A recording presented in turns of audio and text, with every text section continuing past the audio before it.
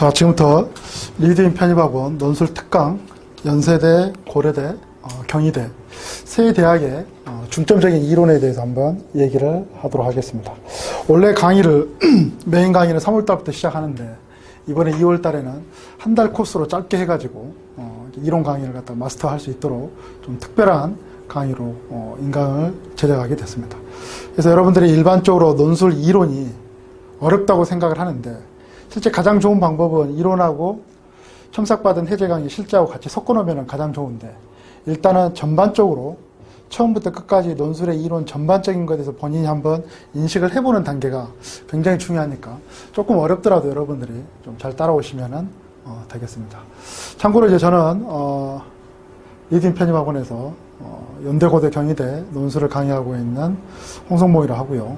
실제 이제 여러분들이 인터넷 서점에 들어가면 이 세 권의 책을 볼 수가 있을 텐데, 제가 지금 시중에서 판매하고 있는 책이 편입논술 합격 이론책과 그 다음에 연세대 해제 강의, 그 다음에 고려대하고 경희대 한꺼번에 해놓은 해제 강의, 총 이 세 권이 있습니다.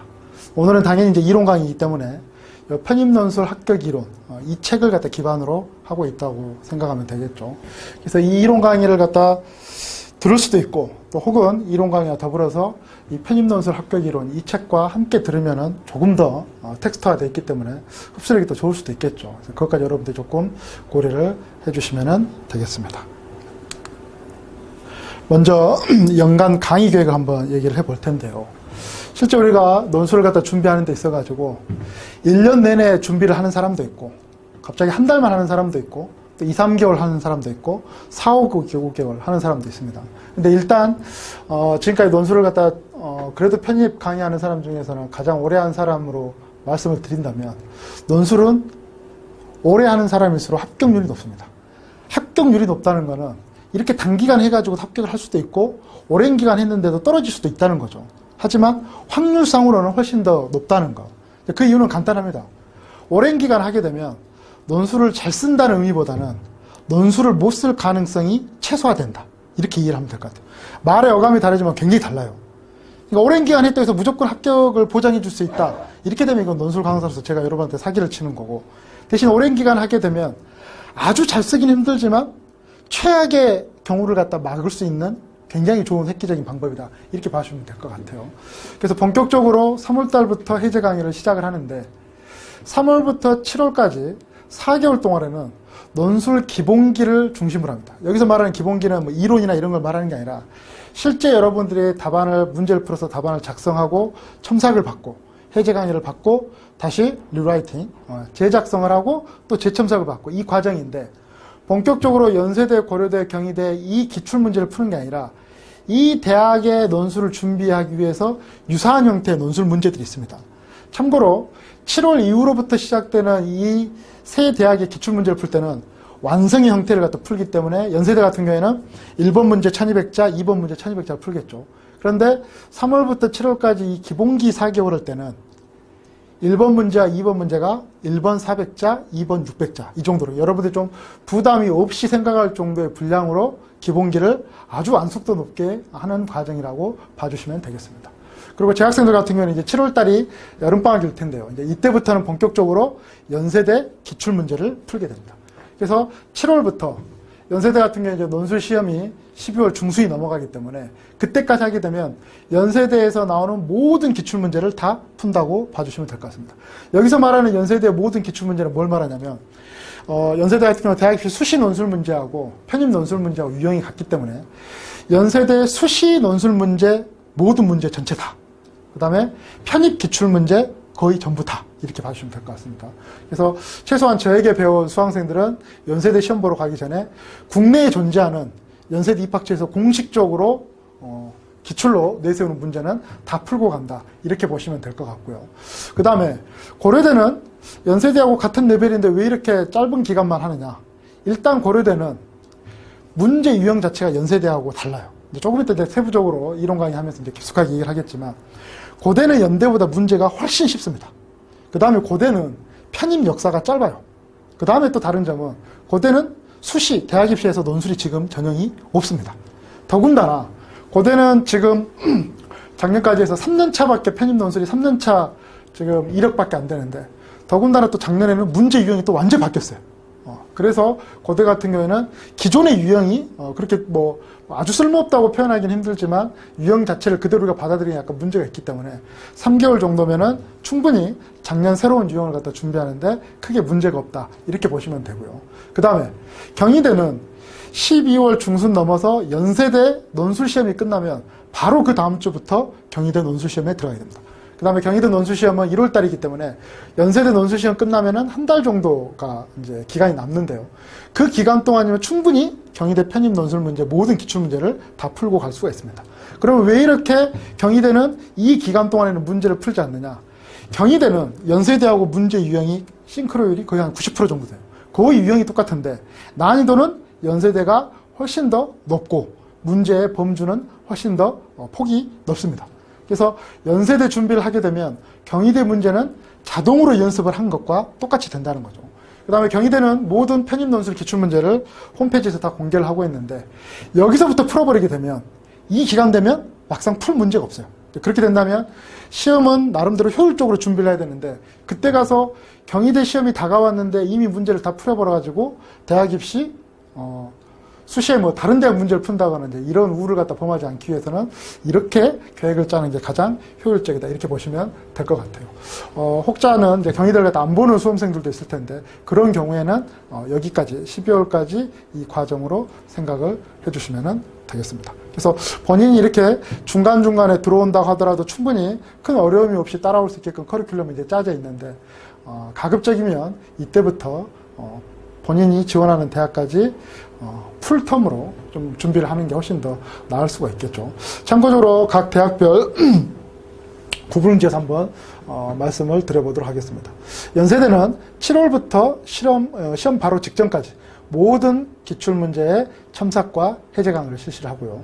고려대는 옆에서 보듯이 9월부터 시험 바로 직전까지 모든 기출문제를 첨삭하고 해제 강의를 하게 됩니다. 경희대는 아까 말씀드렸던 대로 연세대 시험 직후부터 시험 바로 직전까지 모든 기출문제를 첨삭과 해제 강의를 한다고 봐주시면 되겠습니다. 그리고 참고로 아까도 잠깐 언급을 했지만 문제 유형과 스타일은 연세대가 가장 난이도도 높고 그 다음에 포괄적입니다.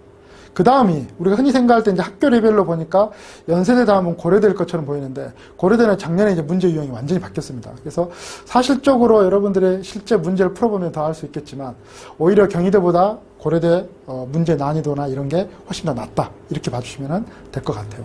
그래서 문제 난이도나 유형의 포괄성은 연대가 가장 크고 그 다음 경희대, 그 다음 고려대, 이렇게 봐주시면 되겠습니다. 그래서 연세대만 준비를 하게 되면 나머지 두 대학이 충분히 하위 개념의 대학으로서 준비가 가능하다. 그래서 연고경 체계적으로 한꺼번에 수강이 가능하다는 겁니다. 참고로 연세대와 경희대는 두 문제 세트형으로 유형이 완전히 똑같고 그 다음에 고려대는 독립형인데 독립형은 문제가 한 문제여서 두 문제 세트형보다는 하위 개념이므로 사실상 연세대 경희대를 준비하게 되면 또 고대 준비가 가능하게 된다는 거죠. 이렇게 좀 참고적으로 이해를 해주시면 되겠습니다. 그 다음에 이제 강의 체계를 한번 잠깐 설명을 할 텐데요. 대부분 논술 강사들이 각자만의 논술 강의 방식을 가지고 있습니다. 그런데 이제 저는 좀 약간 좀 많이 달라요. 그게 바로 뭐냐면 국내 최초 가장 먼저 했다는 거죠. 그 다음에 유일 가장 먼저 했는데 아직까지 따라하는 사람이 없다는 겁니다. 그게 바로 뭐냐면 제시문과 문제지 접근 방식을 강사와 비교하기. 그게 바로 뭐냐면 문제지 첨삭을 말합니다. 흔히 우리가 첨삭하면 답안 첨삭만 얘기하는데 저 같은 경우에는 문제지 첨삭까지 한다는 겁니다. 문제지 첨삭이 뭘 말하냐면 여러분들이 답안을 제출할 때 답안만 제출하는 게 아니라 본인이 풀었던 문제지도 제출합니다. 그러면 당연히 문제지에다 여러분들이 어떤 식으로 제시문을 이해했다 이런 식으로 체크를 하겠죠. 근데 그 체크 위에 논술 강사 입장에서 제가 또 거기에 체크를 합니다. 그래서 저와 겹치게 되면 제대로 접근했구나. 겹치지 않으면 뭔가 내가 엉뚱한 곳에 집중을 하고 있구나. 이렇게 인식을 해주면 될 것 같고요. 두 번째는 제작성, 제점성입니다. 이거는 다른 선생님들도 많이 하고 계시는데 모범 개요 작성을 통해서, 그러니까 제작성을 할 때는 본인 답안을 다시 제작성하는 게 아니라 제가 매 본첨삭마다 저의 개요 작성을 여러분들한테 제공을 하거든요. 그러면 저의 개요 작성을 완전히 풀사이즈 답안으로 다시 한번 작성을 하고 또 그거에 대해서 문제점이 발견이 된다 그러면 다시 거기에다가 재첨삭을 해주게 되는 겁니다. 무슨 말인지 알겠죠? 그래서 두 번째 재작성과 재첨삭. 그 다음에 강의는 프레젠테이션. 칠판에서는 가급적이면 거의 분필을 쓰지 않습니다. 그래서 여러분들이 문제지라든가 여러 가지 텍스트를 갖다 자료 시각화해서 보여주기 때문에 조금 더 덜 지루할 수 있겠죠. 그 다음에 굉장히 중요한 게 있는데 매 시간마다 여러분들의 첨삭을 하면서 어느 정도 타 수강생들과 공유할 만한 수준의 답안은 스캐너 작업을 띄워가지고 화면에 띄웁니다. 여러분 답안을.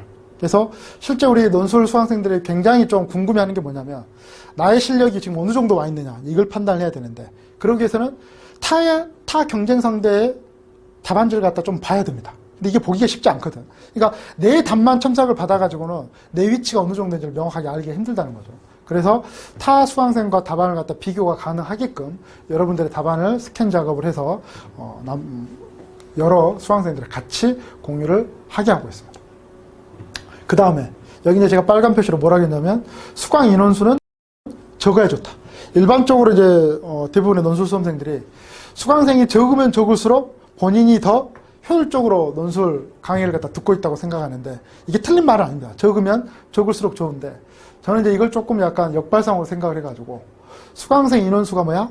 많으면 많을수록 수강생한테 이득이 되게 해주고 있습니다. 그건 뭐냐면 대부분의 논술 강의를 하게 되면 첨삭을 어떻게 하냐면 강의 도중에 한 명씩 강의실 맨 뒤로 불러가지고 한 명씩 첨삭을 짧게는 5분, 길게는 10분. 10분은 넘어갈 수 없습니다. 왜냐하면 10분 넘어가 버리면 그 인원수 한 10명이나 15명 되는 인원수를 갖다 다 커버하기 힘들기 때문에. 근데 저는 사전 첨삭제를 하는 겁니다. 사전 첨삭제. 그러니까 강의 도중에는 첨삭을 하지 않고 여러분들이 논술 작성한 거를 제가 제 사무실로 가져가지고 일주일 동안 미리 여러분의 첨삭을 갖다가 서면 첨삭으로 사전 첨삭을 다 하게 됩니다. 그래서 즉석에서 첨삭하는 것보다는 훨씬 더 첨삭이 구체적이고 세부적이고 꼼꼼하게 할 수 있겠죠. 그래서 매 시간 수업 시작하면 바로 이제 그걸 갖다 불출을 하게 되는데 그래서 즉석 첨삭이 아니라 일주일 동안 사전에 여러분들 개인별 첨삭을 다 해놓기 때문에 수강 인원이 많더라도 충분히 소화가 가능합니다. 그래서 수강 인원이 많게 되면 내가 나의 경쟁 상대의 답안을 갖다 볼 가능성이 더 많다는 거죠. 그래서 실제로 제가 몇 년 전까지는 한 강의실에서 최고로 많게는 55명까지 했었어요. 적게는 한 30명까지 했는데 다른 학원들을 생각할 때는 기겁을 하죠. 어떻게 논술 강의를 30명, 50명씩 하느냐. 근데 그 30명, 50명이 일반적으로 강의실 맨 뒤에 불러가지고 5분, 10분 하는 것보다는 첨삭이 훨씬 더 꼼꼼하게 될 수가 있다는 거죠. 그래서 한 50명 정도 되면 강의 도중에 20명 정도의 타 수강생의 답안을 갖다 볼 수가 있거든요. 그렇게 되면 내 답안의 문제점이 어디고 또 그 다음에 내 답안이 타 수강생에 비해서 어떤 부분에서는 더 장점이 있다, 더 잘 쓰고 있구나. 그래서 본인의 위치 파악하는 것이 훨씬 더 좋다는 겁니다. 그래서 첨삭하는 거는 인원수가 많더라도 전혀 상관이 없기 때문에 인원수가 많으면 많을수록 어떻다? 나의 경쟁 상대와 나의 위치를 냉철하게 비교하는 게 가능하다. 이게 어떻게 본다면은 저의 강의의 가장 차별화된 포인트라고 봐주셔도 될 것 같습니다. 그 다음 매 시간에 저의 답안을 갖다 공개하는데 이거는 간혹가다 제가 풀 답안을 공개할 때도 있는데 대부분은 뭐다? 개요 작성이라는 걸 줍니다. 그래서 항상 논술을 작성할 때는 본인들이 원고지의 답안을 작성하기 전에 개요 작성이라는 걸 해야 되는데 그 개요 작성을 매 시간마다 논술 전문가인 제 입장에서는 어떻게 하는지 그래서 본인의 답안과 비교를 하면서 저의 개요 작성을 여러분들이 조금 비교가 가능하다는 거죠. 그래서 다시 한번 이제 보자면은 다른 곳에는 전혀 하지 않는 문제지 첨삭을 통해서 내가 제시문을 어떻게 접근하는지 직접적으로 비교가 가능하다. 그 다음에 한 번 쓰고 끝나는 게 아니라 재작성과 재첨삭을 하게 됩니다. 그 다음에 모든 강의는 화면에 이렇게 프레젠테이션 강의를 하고 프레젠테이션 강의에서 가장 중요한 게 뭐냐면 첨삭하는 그 답안을 스캐너 작업을 해서 매 시간마다 타 수강생과 나의 답안을 직접적으로 비교해서 나의 논술 위치가 어느 정도인지를 판단할 수 있게끔 하는 거고 그 다음에 매 시간 저의 개요 작성을 갖다 여러분들한테 제공을 하기 때문에 이걸 통해서 본인의 답안과 논술 전문가의 답안이 어떤 부분에서 명확하게 다르고 어디에서 내가 부족한 부분이 있는지 스스로 판단이 가능하다는 겁니다. 마찬가지로 연대, 고대, 경희대 모든 세 대학의 해제 강의는 다 이런 강의 체계 시스템을 띄고 있다고 봐주시면 되겠습니다. 그래서 일반적으로 제가 메인 강의, 이제 소위 말하는 대학별 해제 강의는 금요일 날 하게 됩니다. 금요일 날. 금요일 7시부터 10시까지 하게 되는데요. 먼저 7시 강의 전에 일찍 오신 분들은 개인별 상담이나 개별적 질문이 이제 가능하고요. 7시가 땡 치게 되면 곧바로 일주일 동안 제가 사전 첨삭을 한다고 그랬죠. 그 사전 첨삭한 거를 배포를 합니다. 첫 시간에는 본 첨삭만 배포를 하게 되지만 2회차부터는 본 첨삭에 대한 또 재첨삭도 받았겠죠. 그래서 매 시간마다 7시가 되면 기존에 지난주에 봤던 본 첨삭과 그 다음에 그 전전주에 본첨삭 받았던 거에 대한 재작성, 그거에 대한 재첨삭. 그래서 두 개의 본첨삭과 재첨삭 두 개를 여러분들이 받아보게 됩니다. 그래서 그걸 보면서 동시에 바로 3시간에서 전반인 90분 동안 해제 강의를 시작하게 됩니다. 그래서 본인의 첨삭에 체크된 부분과 해제 강의를 들으면서 내가 어느 부분에서 잘못했고 어느 부분에서는 어느 정도 좀 선방을 했는지 이제 이걸 갖다 판단이 가능하겠죠. 그래서 이렇게 문제, 기출문제 해제 강의가 끝나고 나면은 바로 1시간 반 동안 시험을 보게 됩니다. 시험을 왜 90분 동안 보느냐? 연세대 같은 경우에는 시험이 2시간이죠. 그런데 왜 2시간을 보지 않고 90분이면 1시간 반이죠. 왜 1시간 반이냐? 항상 논술 수험생들은 특히 연세대 준비하시는 분들은 2시간 시험이다. 그러면 평상시에 1시간 반 안에 끝내는 연습을 계속 해주셔야 돼요. 그러니까 시험이 2시간인데 2시간을 자꾸 연습을 해보면 시험장 가서 시험 시간이 거의 99.9% 시험 시간이 부족할 가능성이 큽니다. 그래서 평상시에 연세대가 2시간이면 나는 1시간 반이라고 생각하고 연습을 한다. 그 다음에 고려대는 60분이거든요. 작년부터 60분으로 바뀌었거든요. 그럼 고대 같은 경우는 45분에서 50분이라고 생각을 하고 연습을 해주시면 되겠습니다. 경희대도 2시간이기 때문에 항상 1시간 반 안에 끝낸다. 이렇게 봐주시면 되겠습니다. 그리고 또 여기서 볼 수 있는 효과가 뭐냐면 2시간짜리 시험을 항상 1시간 반에 연습을 하게 되면 실제 시험장 가서 굉장히 시험이 좀 여유롭다는 느낌이 들 수가 있죠. 논술은 무조건 시험 시간이 촉박하다고 느끼는 순간 답안의 퀄리티는 굉장히 떨어질 가능성이 크기 때문에 이 방법을 여러분한테 좀 권장하는 의미에서 해제 강의 90분, 그 다음에 시험 90분 이렇게 보시면 되겠죠. 그래서 10시에 시험이 끝나게 되면 제가 여러분들의 답안을 수거해 갑니다. 여기 답안에는 뭐까지 제출한다? 문제지까지 저한테 제출해야 됩니다. 왜? 제가 문제 첨삭까지 해야 되기 때문에. 그래서 일주일 동안 여러분들의 각 개별 답안에 대해서 제가 사전 첨삭을 다 하게 됩니다. 개인별로. 그래서 그 한 거를 갖다 또 마찬가지로 어느 정도 우리가 공유가 가능할 만한 수준의 답안은 스캔 작업을 띄워가지고 그 다음 시간에 또 여러분들이 화면상으로 공유를 하게 되겠죠. 그리고 다시 이제 돌아가서 그 다음 주 금요일이 되게 되면 수업 시작하면 또 본첨삭과 재첨삭을 개별적으로 배포를 하게 되고 또 그거에 대한 해제 강의, 그 다음에 본작성 시험, 그 다음에 또 답안 수고 이렇게 일주일씩 로테이션화 된다고 봐주시면 되겠습니다. 그리고 본작성은 시험장에서 바로 저한테 제출해서 제가 가져가기 때문에 상관이 없는데 그러면 여기 나와 있는 제작성은 어떻게 하느냐? 제작성은 여러분들이 본작성이 끝나고 집에 가셔가지고 토요일하고 일요일 동안에 제작성을 이메일로 제출하는데 그 이메일의 원고지 양식은 아래아 한글 워드 그 원고지 양식에다가 첨부 파일로 작성을 해가지고 저한테 이메일로 보내주시면 되겠습니다. 그래서 본첨삭은 원고지 그대로 받고 재첨삭은 이메일에서 제가 프린터 해가지고 첨삭을 갖다가 하게 됩니다. 그래서 이게 첨삭 해제 메인 강의 금요일로 로테이션이 된다고 봐주시면 될 것 같고요. 그 다음에 이거는 3월달부터 바로 하는 게 아니라 여름방학 때 정도부터 제가 이제 서브 강의로 하는데 보통 하게 되면 메인 강의는 금요일날 이런 서브 강의는 수요일날 하게 됩니다. 이 수요일 강의는 일반적으로 강의로도 훨씬 더 수강료도 더 저렴하게 제가 이제 강의를 편성을 하는데요. 그럼 왜 그러냐? 여기에서는 본첨삭이 없습니다. 재첨삭. 이게 무슨 말이냐면 앞에 3월달부터 계속 이제 오리지널 메인 강의 같은 경우는 본첨삭과 재첨삭을 반복해서 논술 실력을 차근차근 쌓아가는데 이때는 이제 뭘 하게 되냐면 본작성이 아니라 먼저 일단 오자마자 작성을 합니다. 오자마자 시험을 작성을 하고 그거에 대해서 첨삭이 있는 게 아니라 바로 해제 강의를 하게 됩니다. 그 해제 강의가 끝나고 나면은 주말 동안에 여러분들보다 이 해제 강의에서 제가 제공하는 답안 개요 작성 그거를 다시 재작성해서 저한테 이메일로 보내주시게 되면 그걸 제가 재첨삭을 통해서 다시 수업 시작할 때 배포를 하게 됩니다. 그래서 본첨삭이 빠지니까 이러면은 이거는 재첨삭밖에 없으니까 훨씬 더 강의가 좀 문제가 있지 않느냐 이렇게 생각할 수 있겠지만은 이게 여러분들이 논술 실력이 시간적 여유가 없을 때는 굉장히 효과가 빠른 형태입니다. 그러니까 전적으로 논술 전문가한테 자신의 실력을 갖다 똑같이 그냥 맡기고 따라간다 이렇게 봐주시면 될 것 같아요.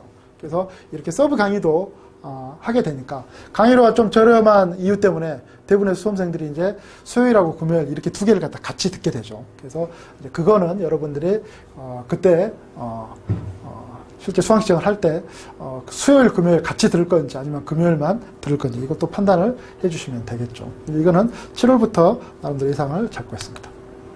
그다음 아까 말씀드렸던 프레젠테이션 강의는 뭐다? 타 수강생의 답안이 비교가 가능하다. 당연히 인권을 존중해야 되기 때문에 익명으로 처리를 하겠죠. 그래서 화면에 띄워졌지만 본인만 알아요. 저 답안은 내 답안이라는 거 본인만 아는 거고 다른 사람은 모르죠. 전혀 누구 답안인지.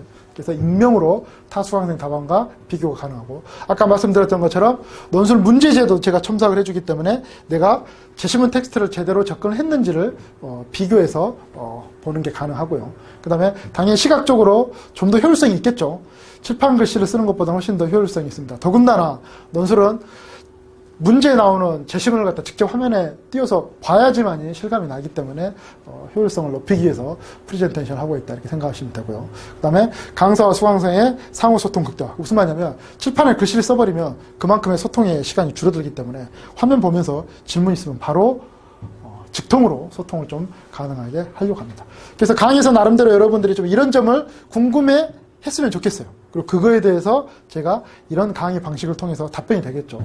남들은 어떻게 쓰는지 궁금하지 않나요? 이걸로 해결이 가능합니다. 그 다음에 정말 내 답안이 남들과 똑같아요. 이건 무슨 말이냐면 실제 논술 시험을 100명이 보게 되면 80%인 80명 정도의 답안들이 거의 똑같아요.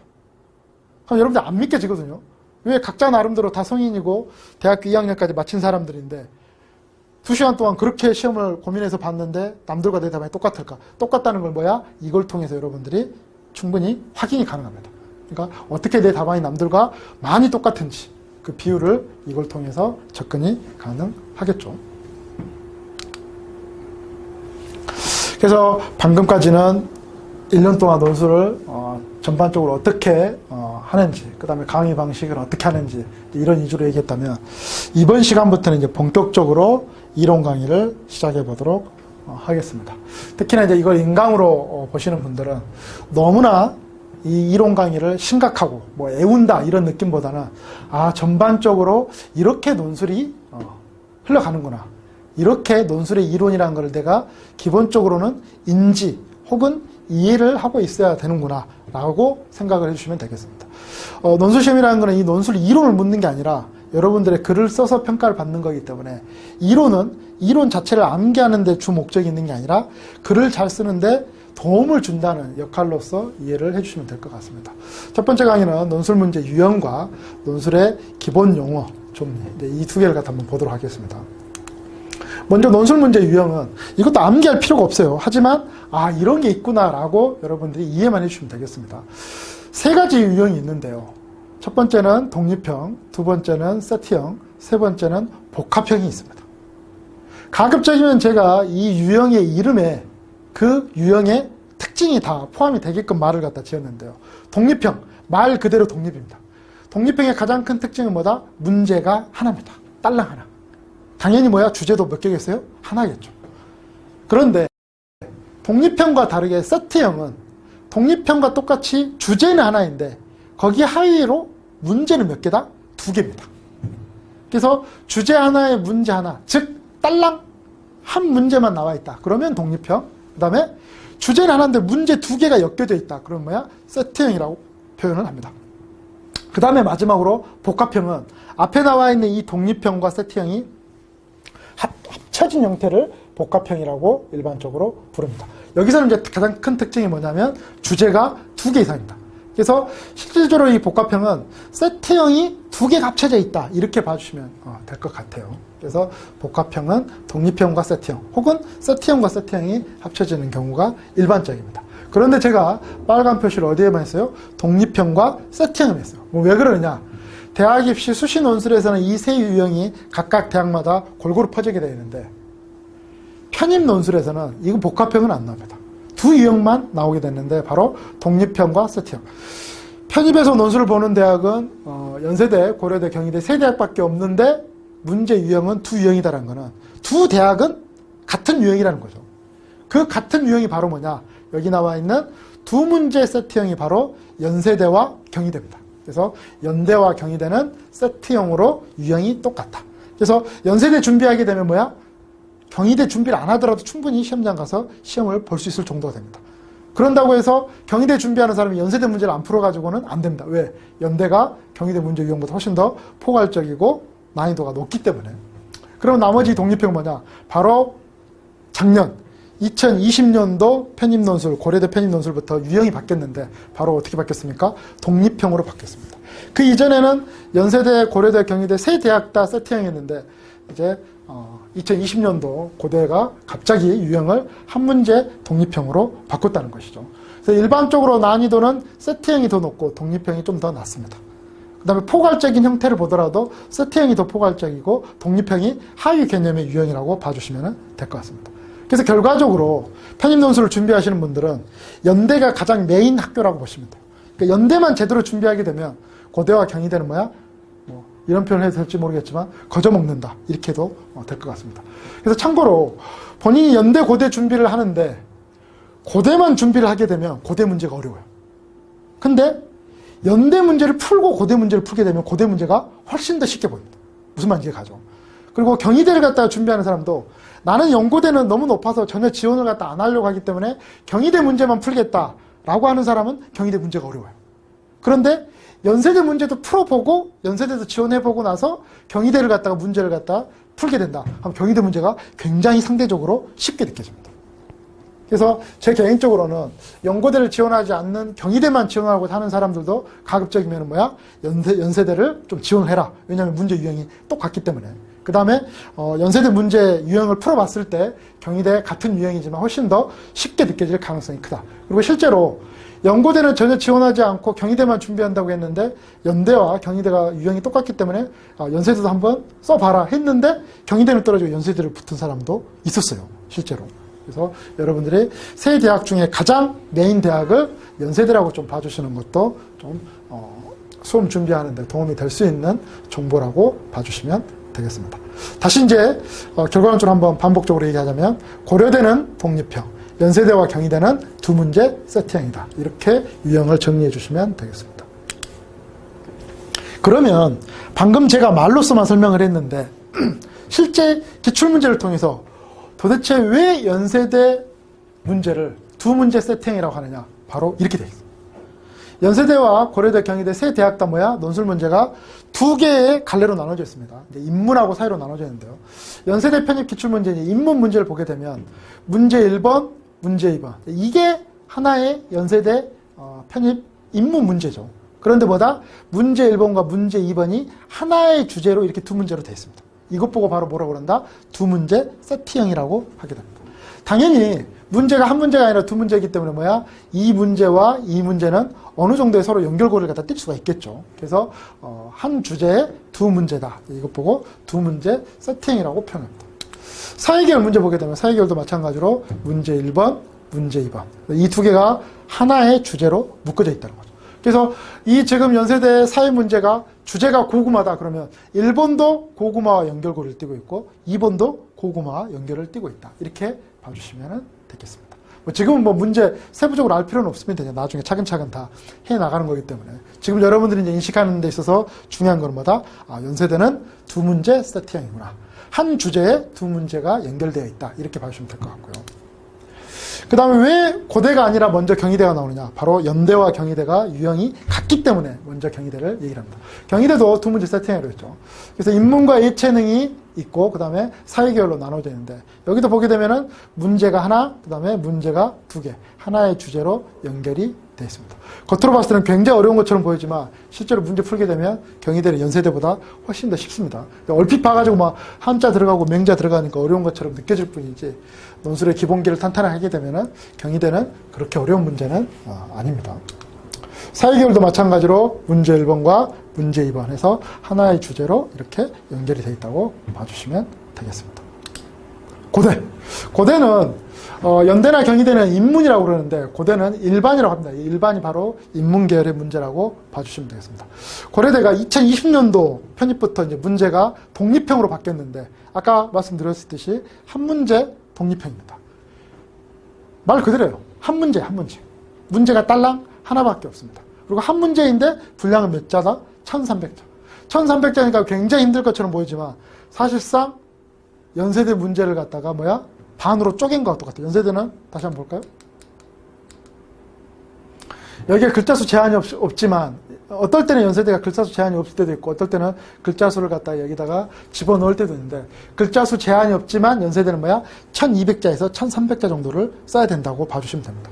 그러니까 실질적으로 문제 1번과 2번 각각 1200자, 1300자를 써야 되는데 고대는 1300자만 쓰는 거기 때문에 연대 문제를 한 문제만 푸는 거하고 거의 같은 범주라고 봐주시면 되겠죠. 그래서 고대가 바로 이런 한 문제 독립형으로 구성이 되어 있다. 시험 시간은 앞에 연세대와 경희대는 120분, 2시간인 반면에 고대는 60분입니다. 그래서 고대는 굉장히 시간이 타이트하기 때문에 여러분들이 평상시에 논술을 갖다가 제대로 기본기를 탄탄하게 하지 않으면 잘 쓰고 못 쓰고를 떠나가지고 시간 안에 답안을 완성하는 게 힘들 수도 있다는 것도 좀 고려를 해줄 필요가 있겠습니다.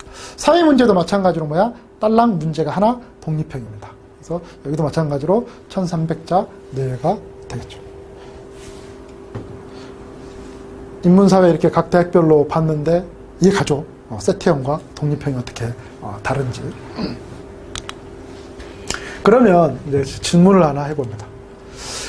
연세대와 경희대 논술 문제는 두 문제 세트형으로 유형이 같다고 그랬는데 그럼 유형이 완전히 똑같냐? 약간 다른 점이 있어요. 근데 약간 다른 정도가 두 대학의 논술 문제의 난이도를 갖다가 굉장히 결정짓는 중요한 다른 포인트입니다. 일반적으로 논술의 난이도는 어디가 훨씬 더 높다? 연세대가 경희대 논술 문제보다는 훨씬 더 난이도가 높습니다. 그러면 그 다른 점이 도대체 뭐냐? 그걸 한번 봐야 되는데 바로 답을 보여줍니다. 뭐냐면 연세대는 문제 간의 논리적 연관성이 거의 명확합니다. 반면에 경희대는 문제 간 논리적 연관성이 거의 대부분이 불명확하다. 일단 이거는 뭘 말하냐면 두 문제 세트형이기 때문에 연세대는 1번과 2번, 즉 1번을 잘 풀어야지만이 2번도 잘 풀 수 있게 되어 있는데 경희대는 1번과 2번이 하나의 주제로 연결되어 있지만 2번 문제를 푸는데 1번 문제가 직접적인 연결고리를 갖다 띄지 않는 경우가 많아요. 그래서 1번을 틀리더라도 2번을 잘 풀 수가 있게 된다는 거죠. 그게 조금 다르고요. 그 다음에 이제 더 중요하게 확연한 다른 점은 뭐냐? 바로 연세대나 경희대 이 두 문제 세팅에서는 1번 문제가 비교 요약형이 많이 나오는데요. 그 비교 요약형이 연세대는 제시문 3개를 비교하는 게 일반적으로 많이 나오고 경희대는 거꾸로 얘기하면 3개 비교는 아예 나오지 않고 거의 2개 비교가 나온다고 보시면 됩니다. 이것도 이론 강의 이제 차근차근 해가시면서 여러분들이 알 수 있을 텐데요. 이러한 3개 비교를 홀수 비교라고 그러고 2개 비교를 짝수 비교라고 합니다. 그래서 논술의 난이도는 어떻게 결정이 되냐? 3개 홀수 비교를 하게 되면 난이도가 어렵고 2개 짝수 비교는 난이도가 쉽습니다. 그래서 경희대보다는 연세대가 훨씬 더 난이도가 어렵다. 이렇게 봐주시면 될 것 같아요. 그럼 아까 문제를 한번 되돌아가서 정말 3개 비교와 2개 비교로 나눠져 있는지 한번 봅시다. 연세대, 가나다는 근면에 대한 관점을 말하는데 이를 비교 분석하시오. 비교 요약형인데 제시문 몇 개를 비교합니까? 3개 비교. 경희대를 봅시다. 경희대는 좀 문제가 좀 복잡하게 돼 있는데 뒤에 걸 볼까요? 사회현상에 대한 2가지 상반된 시각을 바탕으로 제시문 가부터 말을 2 그룹으로 나누고 그 이유로 여기 나와 있는 여러 제시문을 2 그룹으로 1에서 짝수 비교입니다. 제시문이 여러 개긴 하지만 결과적으로 묶어서 2개로 묶어서 하는 거기 때문에 이게 짝수 비교. 그래서 이 난이도가 훨씬 더 쉽다. 이렇게 여러분들이 이해를 해주시면 될 것 같고요. 그래서 최종적으로 한번 여러분한테 말씀을 드려보겠습니다. 결과적으로 두 문제 세트형인 연세대를 준비하는 수험생은 연세대 준비만으로 또 같은 유형인 경희대를 준비하고 있는 것과 마찬가지면서 동시에 더 작은 유형인 독립형의 고려대까지 준비하고 있는 것과 마찬가지다. 이렇게 이해를 해주시면 될 것 같고요. 그러므로 수험생들은 세 대학의 문제 유형을 각각 명확히 하는 것도 중요하지만 유형이 서로 비슷할 경우 한 대학 문제로 타 대학 문제도 함께 연습을 하고 있음을 인지할 필요가 있다는 것입니다. 그래서 연대, 고대 두 군데를 준비하시는 분은 연세대 위주로 준비를 하고 고대를 갖다가 서브 개념으로 생각을 해주시면 됩니다. 그러니까 연대 준비 자체가 나는 연대만 준비하고 고대는 따로 준비하는 게 아니라 연대 준비 자체가 고대는 미리 연습을 하고 있다. 이렇게 봐주시면 될 것 같죠. 결국 논술 문제는 특정 대학의 문제가 중요한 게 아니라 논술 문제 그 자체의 이해로 모든 유형의 논술 문제를 포괄적으로 이해하는 게 매우 중요하다. 그리고 논술을 연습하는 과정에서도 논술에 뭐에 익숙해져야 된다? 기본적 유형에 익숙해져야 된다. 그만큼 논술의 기본적 이론이 굉장히 여러분들의 시험 보는 데 있어서 중요하다는 걸 얘기를 하는 거죠. 그리고 문제간 논리적 연관성이, 연세대는 문제간 논리적 연관성이 분명하지만 경희대는 뭐야? 부연 문제와 핵심 문제가 직접적으로 논리적 연관성이 있기도 하고 없기도 한다. 이것도 아까 제가 잠깐 말씀드렸죠. 단 전체 주제상으로는 두 대학 모두 보다 한 주제로서 두 문제 세트형을 나타내고 있다. 그래서 연대와 경희대는 두 문제 세트형으로 같지만 이런 점은 좀 다르구나. 이렇게 여러분들이 조금 이해를 해주시면 될 것 같습니다. 다음으로 두 번째, 논술 기본 용어에 대해서 정리를 하는 건데, 이거는 제가 매 강의 때마다 이런 용어를 갖다 쓰게 됩니다. 그 다음에 첨삭을 받을 때도 여러분들이 이러한 용어를, 기본적인 용어를 알게 되면 훨씬 더 첨삭 받은 거를 이해하기가 쉽다는 거죠. 아까 말씀드렸듯이 세팅이라는 거는 뭘 말하느냐. 공통된 하나의 주제에 문제가 2개 이상으로 구성된 걸 세트형이라고 한다. 그 다음에 제가 이제 문제가 아니라 논제라는 표현을 쓸 텐데, 논제는 뭘 말하냐면 실질적으로 논술 시험에서 출제자의 지시나 명령, 즉 반드시 답변해야 할 물음을 뭐라고 한다? 논제라고 합니다. 제가 이제 강의 시간에도 이제 한 번씩 언급을 할 텐데, 논술 시험은 이퀄 논제 시험이라고 봐도 됩니다. 즉 연대의 경우를 들어보면 연대는 두 문제이지만 내가 반드시 답변해야 할 물음, 즉 논제가 몇 개냐에 따라서 뭐야? 문제에 내가 답변해야 될 에너지가 다르다는 거죠. 그러니까 문제는 두 문제이지만 한 문제당 논제가 2개 나왔다. 그러면 사실상 나는 몇 개의 지시와 명령을 갖다 따라야 된다? 4개의 지시와 명령을 따라야 된다는 겁니다. 그래서 문제보다는 하위 개념이 논제인데 논술에서는 이 논제라는 게 굉장히 중요하다. 이렇게 봐주시면 되고요. 그 다음에 문제가 1번 문제와 2번 문제가 있는데 2번 문제가 핵심 문제이고 1번 문제가 부연 문제입니다. 즉 2번 문제가 가장 중요한 문제인 핵심을 말하는 거고 1번 문제는 뭐다? 핵심 문제를 뒷받침하는 부연 문제라는 거죠. 그래서 연대하고 경희대 세팅으로 말한다면 1번은 부연 문제, 2번은 핵심 문제 이렇게 보면 되겠죠. 그 다음에 부연 문제는 요약, 핵심 문제는 자기주장 이렇게 이해를 좀 하는 것도 필요하겠습니다. 그 다음에 논제도 마찬가지입니다. 핵심 논제는 논제 중에서 가장 중요한 논제, 부연 논제는 핵심 논제를 뒷받침하는 논제. 그래서 논제별 분량 배분. 여기서 이제 논제가 하나가 아니면 상관이 없지만 논제가 2개 이상이었을 경우에는 더 중요한 핵심 논제 뭐야? 분량을 더 많이 부여를 해야 된다. 이렇게 봐주시면 될 것 같아요. 거꾸로 얘기한다면 부연 논제가 핵심 논제보다는 분량이 더 많아서는 된다, 안 된다? 안 된다. 이렇게 봐주시면 되겠습니다. 그리고 핵심 논제는 최소 절반 이상 분량 배분. 이건 무슨 말이냐? 반드시 부연 논제보다는 핵심 논제가 분량이 더 많아야 되는데 이 핵심 논제의 기준이 되는 최소한의 분량은 뭐다? 절반 이상이 돼줘야 됩니다. 무슨 말인지 이해가죠? 그래서 부연 논제 대 핵심 논제 분량 배분이 5대 5도 상관이 없고 4대 6도 상관이 없고 4대 6, 그 다음에 3대 7도 상관이 없고 2대 8도 상관이 없고 1대 9도 상관이 없지만 6대 4, 7대 3, 8대 2는 된다, 안 된다? 안 된다. 이렇게 여러분들이 이해를 해주시면 되겠습니다. 여러분들이 이론적인 강의를 지금 듣고 있기 때문에 여기 나와 있는 세트형 논제, 핵심 문제, 부연 문제, 핵심 논제, 부연 논제, 논제별 분량 배분, 핵심 논제는 최소 절반 이상 분량 배분. 암기를 하기보다는 여러분들이 해제 강의와 첨삭을 통해서 이해를 갖다 좀 잘해서 접근을 해주시면 되겠습니다. 직접 한번 문제로 한번 확인을 해보겠습니다. 지금 이렇게 연세대 수시 입문 문제인데 전형적인 두 문제 세트형으로 나와 있습니다. 1번이 부연 문제, 2번이 핵심 문제. 돼 있죠. 1번 문제 1번이 부연 문제, 문제 2번이 핵심 문제. 그 다음에 이 문제에서 지금 밑줄 친 이게 바로 뭡니까? 여러분들이 출제자의 지시와 명령이라고 봐주시면 됩니다. 반드시 내가 이 문제 안에서 답변을 해야 될 논제가 몇 개가 있습니까? 하나, 둘. 그래서 1번 논제를 부연 논제, 2번 논제를 핵심 논제.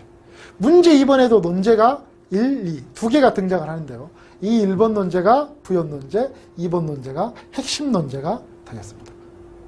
그 다음 맨 아래 제가 뭐라고 그랬냐면 논제별 분량배분을 했는데 여기 나와 있는 문제 1번에 논제 1과 논제 2는 분량배분이 몇 대 몇? 2대 8.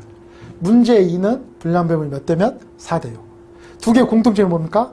핵심 논제는 항상 전체 답안 분량이 뭐야? 절반 이상을 차지해야 된다. 무슨 말인지 이해가죠? 이것도 여러분들이 실제로 현강에서 해제 강의나 그 다음에 첨삭을 직접 받아보게 되면 자연스럽게 시간이 지나면서 여러분들이 터득을 할 수 있는 겁니다. 그래서 너무 이론 강의에서부터 완벽하게 이해가 잘 안 된다고 해서 너무 괴로워할 필요는 없겠죠. 하나 더 봐봅시다. 네, 여러분도 마음속으로 한번 같이 상기를 하면서 해보세요. 부연 문제, 핵심 문제. 부연 문제에서 부연 논제, 핵심 논제. 그다음에 핵심 문제에서 부연 논제, 핵심 논제. 논제별 분량 배분은 1대2는 2대 8, 1대2는 3대 7. 선생님, 그러면 어떨 때는 2대 8이고 어떤 때는 3대 7입니까? 본인이 생각했을 때, 이거는 너무 조금 많이 할 필요는 없겠다. 그럼 2대 8이 되는 거고, 여기는 이것보다는 조금 더 필요할 것 같다. 그럼 뭐야? 3대 7. 두 개 다 공통적으로 기준은 뭐다? 항상 핵심 논제는 전체 답안 분량이 뭐야? 최소 절반 이상만 유지를 해주시면 되겠습니다. 연습. 연세대 수시 기출문제 한번 봅시다. 문제 1번. 가다시를 바탕으로 제시문 나와 다를 비교 분석하시오. 문제 2번. 제시문 라를 해석하고 이를 바탕으로 제시문 가다시를 평가하시오. 이렇게 문제를 딱 보자마자 시험장 가서 이렇게 문제를 보면 바로 여러분들이 뭘 해야 됩니까? 논제 파악을 해야 됩니다. 그래서 그 논제 파악을 통해서 부연 논제는 뭔지, 핵심 논제는 뭔지, 그 다음에 그 논제 개수도 몇 개인지 더불어서 판단을 해야 되겠죠. 마음속으로 한번 상기를 했으면 맞았는지 틀렸는지 한번 확인을 해봅시다. 바로 문제 1번은 뭐야? 논제가 하나밖에 없습니다. 제시문 나와 다를 비교 분석하시오. 그래서 여기서는 논제가 하나이기 때문에 뭐야? 부연 논제가 없이 핵심 논제 하나만 있다고 보시면 될 것 같고요. 그다음 문제 2번은 제시문 라를 해석하고 이를 바탕으로 제시문 가다시를 평가하시오. 문제 2번은 논제가 몇 개다? 2개. 그래서 1번 논제가 부연 논제, 2번 논제가 핵심 논제가 되겠습니다. 그리고 당연히 두 논제끼리 분량 배분을 해야 되는데 그 분량 배분은 뭐다? 항상 핵심 논제는 전체 답안 분량의 50% 절반 이상이 돼야 된다. 그래서 1대2는 3대 7. 4대 6이라고 해서 뭐 틀렸다고 말할 수는 없습니다. 하지만 이제 좀 더 명확하게 한다면 3대 7 정도로 이 천자 안팎의 분량을 배분을 해주시면 되겠습니다. 그래서 결과적으로 보게 되면 논제는 부연 논제보다 핵심 논제가 그 중요성이 더 크기 때문에 답안 분량에서도 이는 뭐야? 잘 반영이 돼야 된다. 그러므로 핵심 논제 분량은 최소한 전체 답안 분량의 몇 프로 이상? 50%, 절반 이상. 반드시 이렇게. 여기서 이 텍스트 지금 여기 나와 있는 글 중에서 노란색으로 제가 표시를 해놨다는 걸 그만큼 중요함을 얘기를 하겠죠. 그래서 이거는 반드시 연세대, 고려대, 경희대 어느 대학이든지 다 똑같이 적용을 이렇게 해 주셔야 됩니다. 만약 이렇게 핵심 논제의 분량이 절반 이상이 되지 않는다면 논제별 답안에 보다 설득력이 떨어진다. 설득력이 떨어진다는 건 뭐다? 점수가 깎일 가능성이 크다. 이렇게 봐주시면 됩니다.